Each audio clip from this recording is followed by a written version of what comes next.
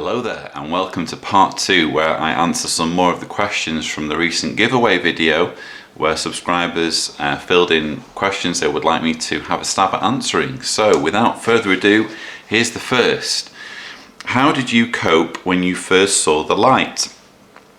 I'm having a hard time going from believing in a wonderful future in paradise to realizing there's really no future at all.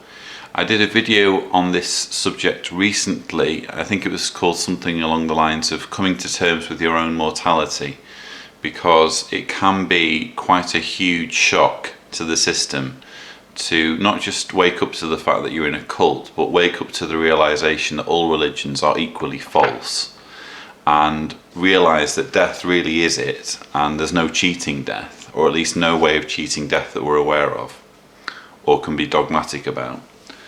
And to realize that, you know, we have our time on this planet and then that's it. And it can be very jarring, shall we say, but there are reasons to be extremely positive, and there are certainly reasons to live. You just need to realize what it is that you're passionate about, and realize some way of contributing either to your family or to humanity in general. And very quickly you start finding ways that life is meaningful. So check out my mortality video and hopefully I'll be able to answer that question in a little bit more detail. Why don't you criticize all organized religions? Being shunned is distressing, but being killed for criticizing religion is far worse. This often happens around the world. Okay, so the first thing is, it's not that I don't criticize all religions. I obviously, as I just mentioned, think that all religions are equally false. I don't think all religions are equally harmful. So in other words, some religions are more harmful than others, and Jehovah's Witnesses are certainly among the most harmful cults that you can get involved in. There are obviously worse cults in terms of, you know, people dying for leaving or dying as a result of, let's say, suicide bombing.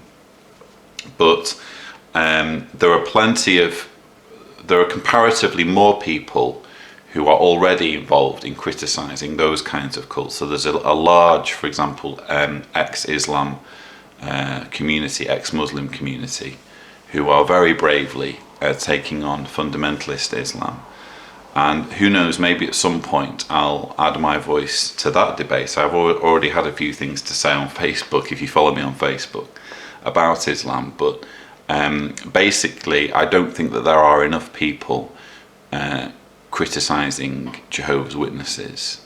And I'm only too proud to add my voice to those that are doing that and drawing attention to a cult that, in my view, gets overlooked far too often. And when the questioner talks about shunning doesn't result in death, well, in some cases shunning does result in death, because of course people there have been anecdotal stories of people committing suicide because they cannot handle being shunned by their family. So, and that's not to mention the number of people who die as a result of refusing blood transfusions. So even if you want to talk about it in terms of people dying, Jehovah's Witnesses kill people, and I'm never going to make any apologies for criticizing them or spending most of my time criticizing them. Next question. At what point in your personal awakening did you realize that religion or belief in God was no longer going to be part of your life? What caused you to change? It was a very, very gradual process. I think when I first woke up from Watchtower, I would consider myself a skeptical Christian. So I read Crisis of Conscience following along with Ray France's version of Christianity, which of course is, you know, you don't need to be in an organization in order to consider yourself a Christian. And I very much followed along with that. The trouble was that it wasn't really trouble, but I couldn't help but extend the same logic and the same reasoning to Christianity in general. I didn't just stop at Jehovah's Witnesses when it came to, you know, applying rationality and logic, I applied it to Christianity and religion in general, and the upshot was that I became agnostic. So I thought, well, there's no proof that any of these religions are true, and there's no proof that they're not true. And actually, if I had to have a hunch on the matter, I'd probably say there was a God. But since I can't be certain, I'll just say I'm an agnostic. And probably since then, I've leaned more towards agnostic atheism, which I actually think is just a more pronounced version of agnosticism. In other words, I think people use agnostic and atheist as though they're completely different words, but in my view, they're two different sides of the same coin. Yes, if you want to call yourself a gnostic atheist, in other words, beginning GN, and you insist on saying that there definitely is no God, then that's different from agnosticism. But I literally don't know anyone in my personal circle of friends who are atheists who have that position. I can't really think of any examples outside my circle of friends of people who say there definitely is no God. In other words, all atheists I know of, including the most outspoken ones, admit to being agnostic. Even Richard Dawkins, I think in one interview, admitted to being agnostic. It's all part and parcel of the same thing. So going back to your question, it was a slow process, but I got there in the end. Next question. I'd like to know if the numbers of captives of this cult is declining. Are witnesses leaving in large numbers? It's difficult to know for sure. I heard some rumours of next year's yearbook figures. The figures for next year's yearbook that apply to 2015, the 2014-2015 service year. And if those figures are accurate, which I don't know yet, they might not be, but if those figures that I heard are accurate, it means that Watchtower has effectively had 0% growth in 2015, which, if true, would be the lowest growth since 1975. And it would also mean that more people are leaving, because if you actually factor in the birth-death ratio, which is 1%. So in other words, the population as a whole should be growing by 1% simply through the process of births outweighing the number of deaths. So Jehovah's Witnesses should always be growing at least 1% just to break even, just to be stagnating.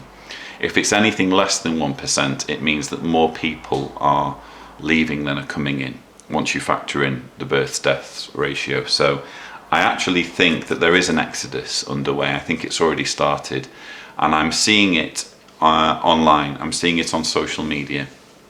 There's one group, the ex-Jehovah's Witness Recovery Group 3, run by Ruben Ortiz, and I joined, I think, just over 2 years ago, and they only had 2,000 members. Well, I say only 2,000 members they had. They're now on 7,000 in just the last 2 years, which I think is a remarkable increase. And I actually think we're at the tip of the iceberg. I think that there's going to be an influx of more people, which makes activism work. To go back to that previous question, why not focus on other religions? I think now is a more urgent time than ever before, really, to be hitting Watchtower with cleverly thought out strategic activism, because there's going to be more and more people who need it, and more people who need to avail themselves of resources online and videos and articles. So I do think that there is a change. There's a change in the wind. What do you think will become of the Watchtower Jehovah's Witness religion 10 years from now?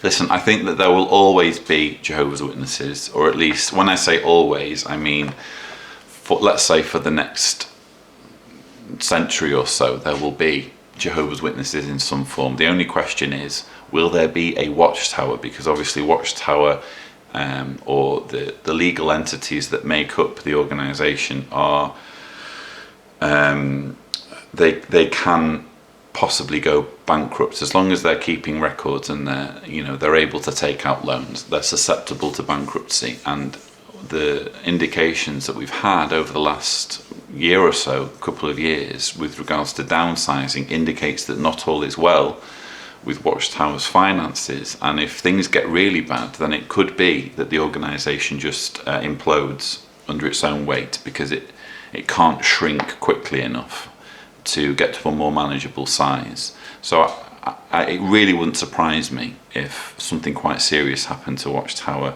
let's say within the next 5 years.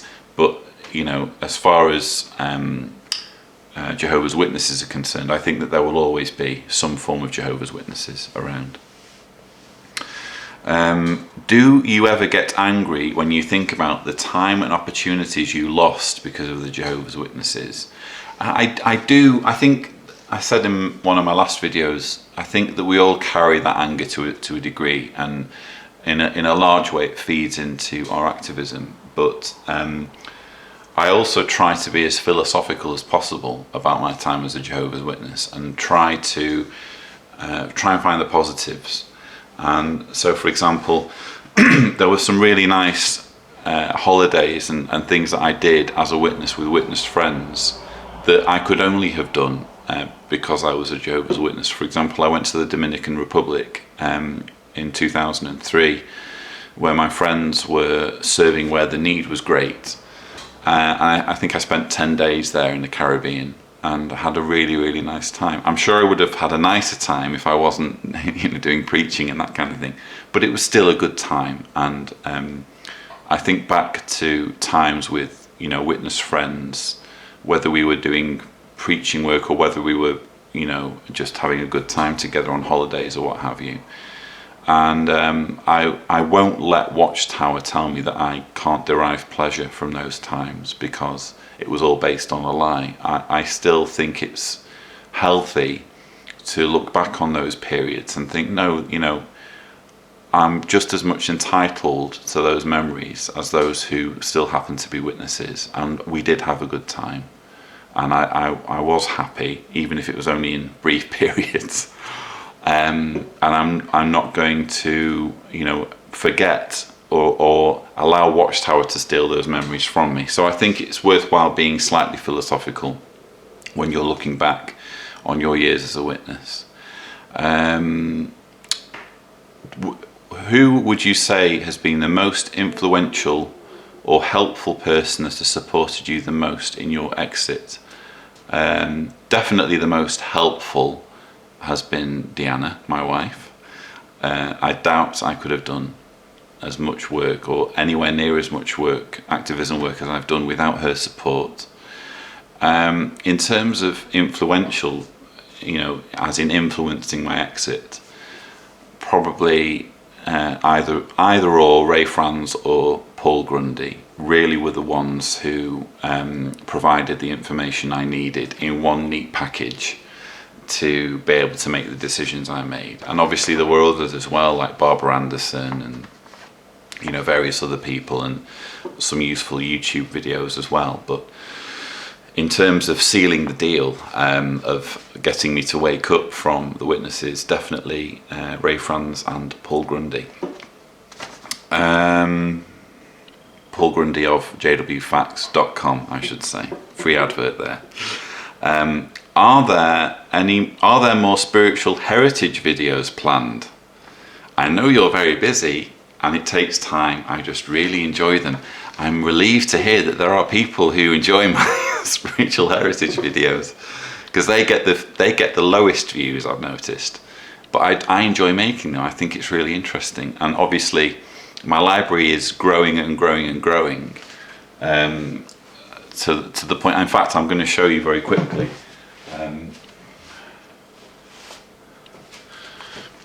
This is a recent addition to my library, Millions Now Living Will Never Die, from 1920. So I was very, very pleased to get my hands on this. This is actually previously owned by Alan Feuerbacher, who is quite a well-known activist I was able to merge my collection with his when he was getting rid of some of his items. So I've had that, and I've also had, which I'm really pleased about, the pay attention to yourselves and all the flock. I shouldn't have this. This is a legitimate, authentic Watchtower printed elder handbook, which one of my dear subscribers sent me, who basically, he's an ex-elder, but no one ever chased him for his book when he left, so he said, you can have it. So I've got plenty of material for future Our Spiritual Heritage videos. It's just purely a matter of time, and as I said previously, the amount of time I get to make videos really varies from month to month, and I can set out 1 month to make lots of videos, and then because of work and what have you, I'm not able to. But I definitely will be doing more Our Spiritual Heritage videos, even if it bores some of you. Have you ever had a personal encounter with a demonic entity? No, I haven't. Neither has anyone else, I should say. No, listen, I think I've done a video on, it's called The Mouse in the Box, and I talk a little bit about this whole idea of revelation or personal experience, or people having experiences and assuming that they can base all of their beliefs on this experience. It's a very, very dodgy road to go down, because quite simply we can't trust our brains. So if someone honestly believes they have had an interaction with a demon or an angel or any kind of spirit being, then obviously I can't say that they didn't have that experience. And in fact, I would suggest in most cases people are being entirely genuine about their experience, but that doesn't mean it happened. You know, our brains are capable of fooling us. And even if, because I've had one person say, oh well, I've had a shared experience, a shared demonic experience where me and a friend both experienced the same thing. Well, even then, you know, that doesn't mean that it is what you thought it was. There are any number of reasons why the same trick can be played on two people's brains at the same time. And in fact, Richard Dawkins recently did I was watching one of his videos recently, and he was talking about a debate he appeared in where he thought that Christopher Hitchens had said something, and he even went on afterwards and said, oh, and Christopher Hitchens said this, and he never actually said it, but it was just the way he remembered it. And he even went to someone else who'd been on the same panel and said, oh well, I made the mistake of thinking that Christopher Hitchens said this, and his friend said, well, that's how I remember it as well. So both of them had remembered Christopher Hitchens saying something that he didn't say, but because it's on YouTube, there is a video of it, you can actually see for yourself that that is not how it happened. So human memory and human experience are not good barometers when it comes to finding out whether something is true or not. Our brains can trick us, and two people's brains can trick them in the same way and at the same time. So the only reliable way of finding out whether something is objectively true or not is through the scientific process. And if things don't hold up to science, they're not worth considering as fact. So that's all I have to say on that. Next question. When they say they have the true religion, what is a good way to answer back? Prove it.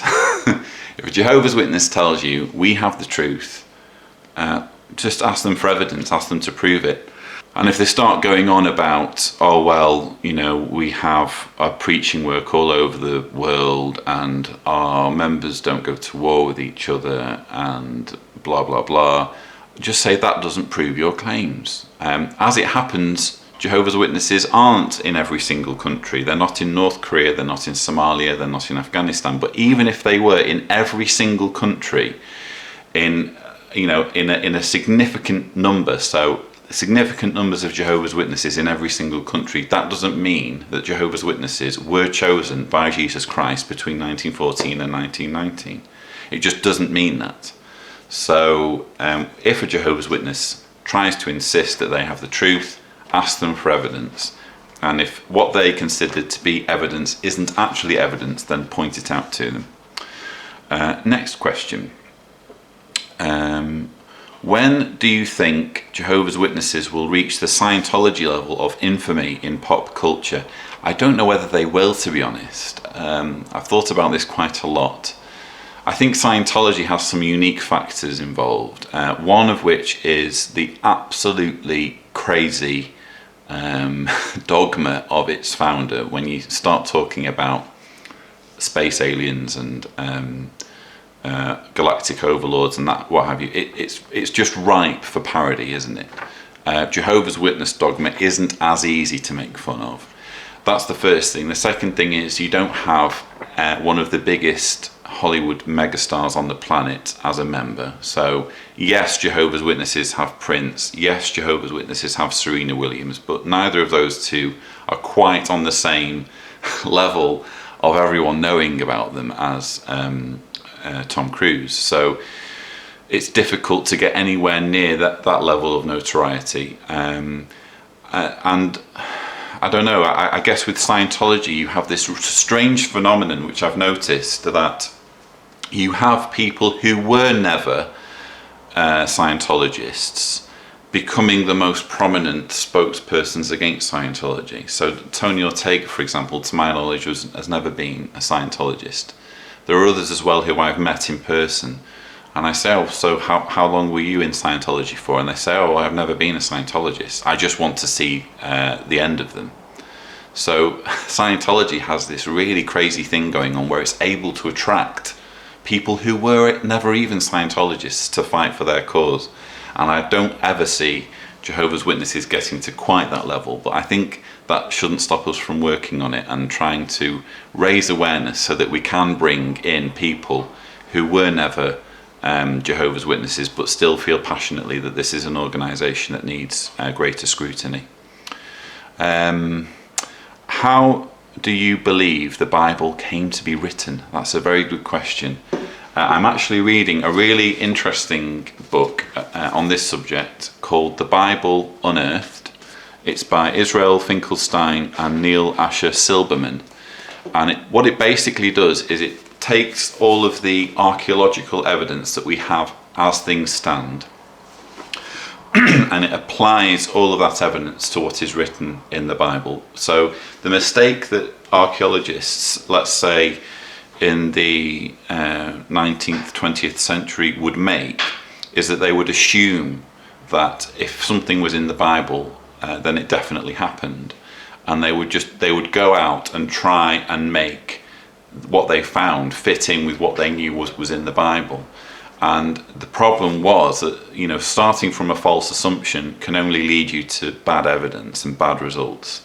But when you just let the archaeological record speak for itself, a picture is painted of the cultures and events of the Holy Land, shall we say, of Israel, that just simply does not match with what's described in the Bible. And, the bottom line is, you can just about find evidence for the existence of, let's say, David and Solomon. You can just about, squeak through some evidence for them being real historical characters, albeit not in the same way as they're depicted in the Bible. But anything anyone prior to David, or any events prior to David that are mentioned in the Bible, so the whole of Exodus, basically the Pentateuch, and large portions of the Old Testament, there is absolutely zero archaeological evidence for it happening. And when we're talking about something as significant as, let's say, how many million was it, Israelites crossing the Sinai desert? We're talking a huge number of an entire nation crossing the Sinai desert at some point. Well, not just at some point, but within a documented period in Earth's history, in ancient history. You would expect there to be at least a toothpick in the Sinai desert, or some basic evidence of a few campfires, shall we say. dated to around that time. People have tried to find evidence of the Israelites wandering in the wilderness. They have deliberately gone out trying to prove that the Exodus really happened. And to this day, no one has ever found any evidence of the Israelites in the Sinai Peninsula.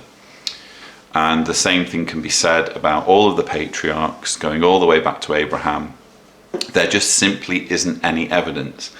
And the theory that is put forward by Israel Finkelstein in this book is that most of the Old Testament was written for political reasons, to try and formulate some kind of legend and some kind of myth that would unite the tribes of Canaan as one people and get them to unite under their king and view their king as being not just a king, but part of a divine lineage, part of a divine heritage. So that's the theory that's put forward. I'll probably be able to be a little bit more eloquent on the subject once I've finished reading the book. You can see I've not quite finished it yet, but that's basically the theory, and it does seem to. For all I know, the Bible, the events that are described in the Bible, roughly could be true. There could have been, Israelites crossing the Sinai desert, and that wouldn't necessarily mean that everything else that's said in the Bible is true.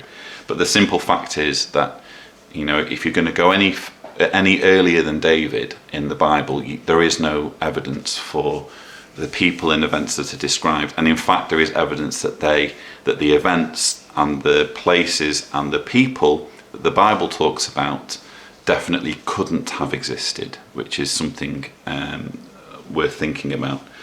So again, I'll maybe do a video about this on another occasion when I'm a little bit better informed, but that's basically the direction that my inquiries are going in. What can I do in my community to inform others concerning the dangers of becoming a JW and how to speak to them informally or when they come to the door? This is actually, I think, quite a difficult question, because I've tried myself just speaking to non-witnesses who don't have any knowledge at all about Watchtower or about the harmful practices of the witnesses, and I've tried getting them to engage a little bit and understand what's going on. And it's actually harder when you try it than it should be, because at least where I was doing this in the UK, I was speaking to my old neighbour. It's just, it's not something that they have any real day-to-day experience with. And especially in Britain, the mentality seems to be, let everyone get on with what they want to do, even if it turns out to be harmful. I have no horse in this. That seems to be the mentality, and it wouldn't surprise me if, in other countries that's the case as well. It's not easy to recruit non-JWs who haven't really thought about the subject in any great depth to be appalled by what's going on with Watchtower, which is why we hear comparatively so little about the witnesses in the media, I think. But that shouldn't stop us from trying, and I think the best way to speak to a non-JW is from personal experience. So rather than say, oh, this has just happened, there's just been this royal commission, and have you heard about this story?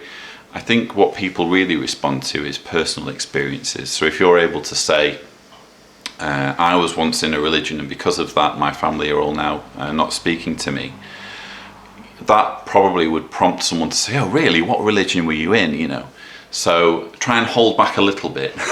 Don't give all the information at once, and try and speak a little bit from personal experience rather than just repeating what the media have said. I think that might work, but I'm not an expert really on that area. How to help in activism but anonymously? Well, the first 2 years of my activism were anonymous. I was working incognito, and I was still able to get JW Survey up and running and even produce a few videos. You can produce videos anonymously simply by using visuals and text and that kind of thing, and maybe recordings of talks. So there are things you can do, and obviously there's also getting involved in sharing stuff online, sharing stuff on social media, and also helping in the aftercare, helping people who need support on forums and on Reddit. So there's lots of things you can do, even if you're working anonymously. I sent you an email recently about being shunned by my parents. The question I would like is how you dealt with it and what advice you can give. It's not easy being shunned by your parents. How did I deal with it? I just had to deal with it. I didn't really have a great deal of choice in the matter. One thing I can say is that, to begin with, I wasn't really too concerned about hurting my dad's feelings. I was kind of, I did hold back a little bit, but I wasn't really thinking in terms of making it as easy as possible for him to, in the future, make the transition to waking up. And I feel as though I'm a little bit more mindful about that now. So, for example, I've made a little bit of headway with my dad, not to the point of having contact, shall we say, but I feel as though a little bit of progress has been made just by extending kindness and love, even though my dad's shunning me. And you just never know what will result from that, what seeds have been sown. So I guess my answer would be, if you have parents who are shunning you, try if you can not to unleash your anger on them, because they're not well. They're struggling from cult indoctrination, and they're not in control of their own minds. And try to remember that, and try to remember what it was like for you as a Jehovah's Witness when you weren't in control of your own mind. And try and put yourself in their shoes as to what kind of behaviour would they expect from an apostate. How can you obliterate that stereotype to the extent possible? What small acts of kindness can you show them that completely annihilate the stereotype of apostate that Watchtower has given them, and show them that even though they're treating you abominably, you still care about them and you understand that they are not in control of their own mind. So that's a little bit more the direction I've gone in with my dad recently, and I can't say for sure that it's had fantastic results. I might never know, but I definitely feel more positive about my relationship or the situation with my dad than I did when it was just all anger and resentment and how dare you say this and how dare you do that. So that's the advice I would offer on that subject. Another subscriber asks, as an active JW, how can I escape without letting my mom know? Well, I can imagine, just based on this question, that you are in a sticky situation, and I can fully understand how frustrating it must be to wake up from your indoctrination while still living under your parents' roof. That is not a situation I would like to be in. When I woke up, I at least had the benefit of being in my own family in a way, and being responsible for my own decisions. But you're a little bit limited when you're under their roof. But all I would say is, well, first of all, I have a video that you should watch, 10 tips for leaving Jehovah's Witnesses. Just type into YouTube 10 tips Cedars, and it should be the first video that comes up. And first of all, apply those 10 tips. That's what I would say to anyone who's considering leaving Jehovah's Witnesses. But in the particular instance of, let's say, a teenager who wakes up and his parents are witnesses, just be extremely patient, be extremely careful. Don't do or say anything that could make your situation worse, and plan everything very carefully. So sit down and plan an exit strategy. Figure out what you want, what situation you want to be in, and roughly how long you can reasonably expect before you're in that situation, and what steps you need to take to get to that situation. And then, even though your situation as it stands may be really frustrating, at least as you make different incremental steps towards where you want to be, you can see progress being made, and you can think, well, okay, I'm not quite where I want to be, but I will be because I've already made these steps. So sit down, write your exit strategy, but don't do anything to make the situation worse, and realize that time is on your side and there is no need to rush anything or do anything drastic. When, if ever, will you be coming to North America? That's a good question. I would love to come to North America soonish. The last time I was in North America, I was in, let me think, Arizona and California in 2013. So Deanna and I both came over. We were guests of a friend in North America, and we had a really good time. I was obviously still under the John Cedars pseudonym then, and people didn't know who I was. I was incognito, so I couldn't kind of really make a big deal about going or meet up with anyone. But I really hope I can get back to North America at some point soon, and probably once the book's finished, you know, that will be a good opportunity to come over and do one or two events. So we'll see what happens, basically. Watch this space on that, and if I can find an excuse or a means to come to the USA and Canada, I will certainly take that opportunity. What would you do if the Watchtower suddenly changed their policy on shunning? Well, that's a good question. Well, the first thing I would do is get my family back together again, if I'm honest. But I think shunning would be a big deal. It would at least make it possible for people to vote with their feet, and I think it would have a knock-on effect on all of the other issues. So, for example, child abuse, blood transfusions, all of those things would not completely be remedied, but at least witnesses could vote with their feet and put more pressure on Watchtower to change those policies, because members would be leaving as a result of them. So it would be a fantastic thing, but I think I would still be involved, at least to some extent, with activism. I'd maybe broaden my area of interest to encompass other cults who are still shunning, but I would still be trying to highlight the fact that religion in general isn't true, and certainly Jehovah's Witnesses and the claims they make aren't true, and it's a waste of time for anyone to be involved with them. So I would still be involved with my activism, but probably not with quite the same fire in my belly as I have now, because so many family members are shunning me. The next question is really interesting. How can we live with respect to all religions and to those who are atheist and agnostic, with total respect of everyone's differences? It's a tricky one, that, because I actually think that the simple answer is everyone is worthy of respect insofar as their right to believe whatever they want. So people's right to believe what they want is very important to respect, but that doesn't mean beliefs themselves should be respected. And this is what people tend to confuse. So people tend to very easily buy into the idea that, everyone's beliefs should be respected. No, they shouldn't, especially if those beliefs are very, very harmful. And you only have to look at Jehovah's Witnesses and see that certain beliefs are not worthy of respect. Shunning family members is not something that you should respect. Killing children by refusing them blood transfusions is not worthy of respect. So straight away we can see that not all religious beliefs are worthy of respect.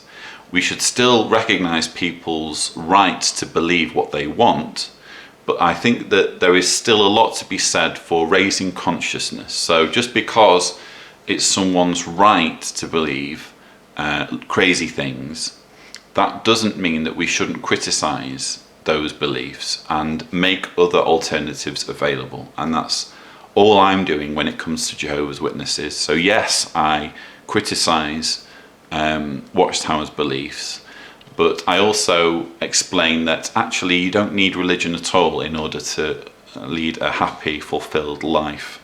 You can get rid of religion altogether and life becomes in fact more meaningful. So it's actually difficult in a way, I suppose, for atheists and believers to interact, but not impossible, so long as people respect each other's right to believe what they want, and certainly their rights to freedom of expression on their own channels or on their own websites. The minute you start trying to say, oh, well, you're not entitled to say this or say that on your YouTube channel, then I think you're very much crossing a line. It should be that if you're offended by atheist views, well, you know, guess what? You don't need to watch those videos or see what people who are atheists have to say, as I think a lot of evangelical Christians already are doing.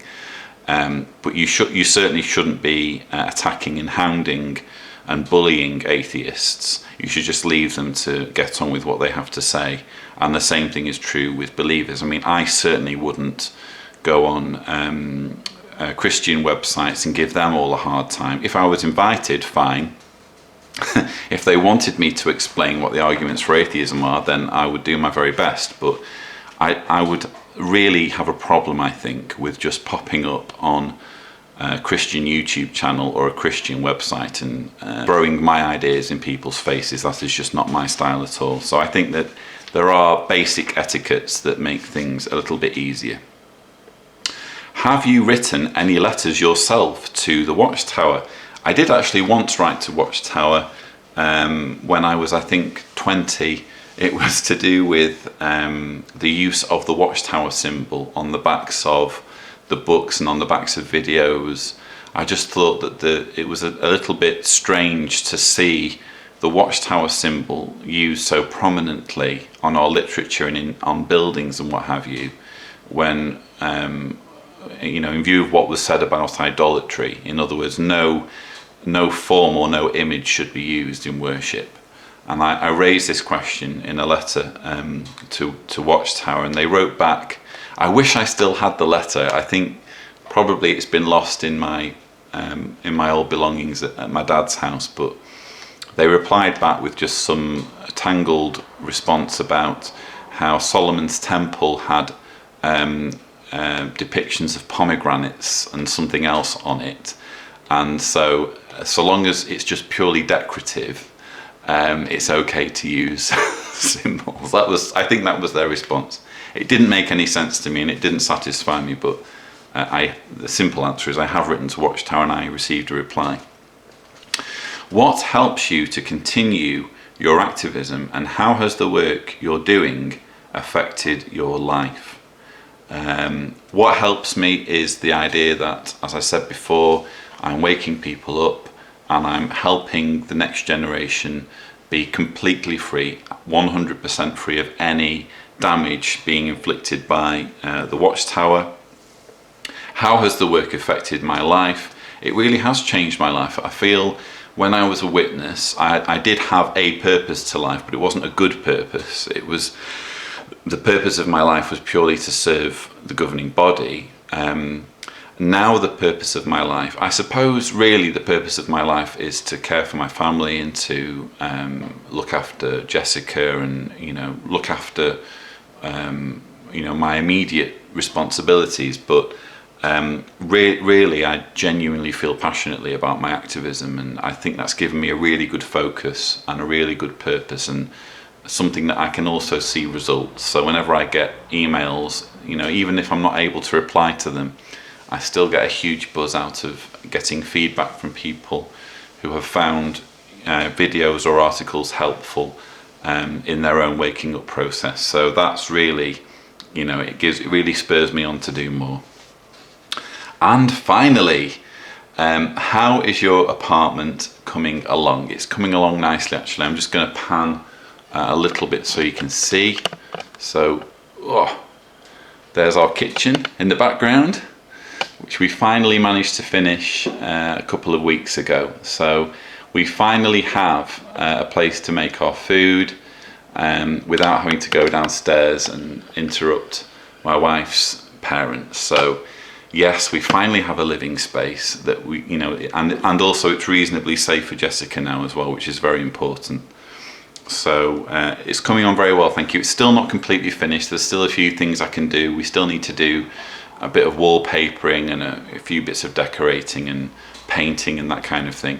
But in terms of the actual walls and everything, all of the main building work's done now, and we have our kitchen. So I'm really, really over the moon, and I can't thank enough my friends, mainly from Belgium, who have really helped us get over the finishing line with our building work. It really has made a huge difference, and we would be nowhere near where we are now without their help. So I hope that has answered all of the questions. I will be making a couple more videos, actually 2 or 3 more videos over the next 2 or 3 weeks, because I need to do 2 JW broadcasting videos, and I also have my 607 video to finish.